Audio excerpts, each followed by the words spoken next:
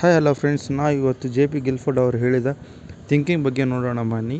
ಅವರು ಥಿಂಕಿಂಗನ್ನು ಎರಡು ವಿಧಾನದಲ್ಲಿ ಡಿವೈಡ್ ಮಾಡಿದ್ದಾರೆ. ಒಂದು ಕನ್ವರ್ಜೆಂಟ್ ಥಿಂಕಿಂಗ್ ಆ್ಯಂಡ್ ಎರಡನೇದು ಡೈವರ್ಜೆಂಟ್ ಥಿಂಕಿಂಗ್ ಅಂತ ಮಾಡಿದ್ದಾರೆ. ಹಾಗಾದರೆ ಕನ್ವರ್ಜೆಂಟ್ ಥಿಂಕಿಂಗ್ ಮತ್ತು ಡೈವರ್ಜೆಂಟ್ ಥಿಂಕಿಂಗ್ ಅಂದರೆ ಏನಂತೆ ನೋಡೋಣ ಬನ್ನಿ.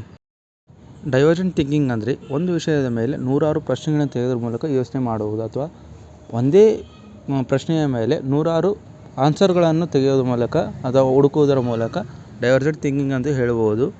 ಇದು ಕ್ರಿಯೇಟಿವಿಟಿ ಬಿಲ್ಡ್ ಮಾಡುತ್ತೆ, ಅಂದರೆ ಔಟ್ ಆಫ್ ದಿ ಬಾಕ್ಸ್ ಯೋಚನೆ ಮಾಡೋದಕ್ಕೆ ಹೆಲ್ಪ್ ಮಾಡುತ್ತೆ. ಎಸ್ಪೆಷಲಿ ಆರ್ಟಿಸ್ಟ್ಗಳು ಇದನ್ನು ಈ ಟೈಪ್ ಆಫ್ ಥಿಂಕಿಂಗ್ನ ಬಳಸುತ್ತಾರೆ. ಕನ್ವರ್ಜೆಂಟ್ ಥಿಂಕಿಂಗ್ ಅಂದರೆ ಇದು ಡೈವರ್ಜೆಂಟ್ ಥಿಂಕಿಂಗ್ನ ಅಪೋಸಿಟ್ ಎಂದು ಹೇಳಬಹುದು. ಕನ್ವರ್ಜೆಂಟ್ ಥಿಂಕಿಂಗ್ ಅಂದರೆ ಒಂದು ವಿಷಯದ ಮೇಲೆ ಸಂಪೂರ್ಣ ಮಾಹಿತಿಯನ್ನು ಕಲೆಕ್ಟ್ ಮಾಡುವುದೆಂದರ್ಥ. ಇದನ್ನು ಸಹಜವಾಗಿ ಜಾಸ್ತಿ ಡಿಟೆಕ್ಟಿವ್ ಥಿಂಕಿಂಗ್ ಅಥವಾ ಡಿಟೆಕ್ಟಿವ್ ಪರ್ಸನ್ಸ್ ಜಾಸ್ತಿ ಯೂಸ್ ಮಾಡುತ್ತಾರೆ ಎಂದು ಹೇಳಬಹುದು. ಇಲ್ಲಿ ಒಂದು ವಿಷಯದ ಮೇಲೆ ಲಾಜಿಕಲಿ ಫೋಕಸ್ಡ್ ಆಗಿ ಕರೆಕ್ಟಾಗಿರೋ ಆನ್ಸರನ್ನು ಹುಡುಕುವುದೆಂದು ಹೇಳಬಹುದು. ಇದು ಜಾಸ್ತಿ MCQ ಕ್ವಶನ್ಸ್ನಲ್ಲಿ ಬಳಸಬಹುದು. ಅಂದರೆ ದಿನವಿಡೀ ನಾವು ನೋಡ್ತೀವಲ್ಲ, ಕಾಂಪಿಟೇಟಿವ್ ಎಕ್ಸಾಮ್ನಲ್ಲಿ ನೋಡಬಹುದು. ಇದು ಇಂಟೆಲಿಜೆನ್ಸ್ ಬಿಲ್ಡ್ ಮಾಡ್ತದೆ. ಇದನ್ನು ಜಾಸ್ತಿ ಉಪಯೋಗ ಮಾಡೋದು ಎಲ್ಲಿ ಅಂದರೆ ಮ್ಯಾಥ್ಸ್ನಲ್ಲಿ ಬಿಲ್ಡ್ ಮಾಡ್ತೀವಿ ಅಂತ ಹೇಳಬಹುದು. So thank to all of you.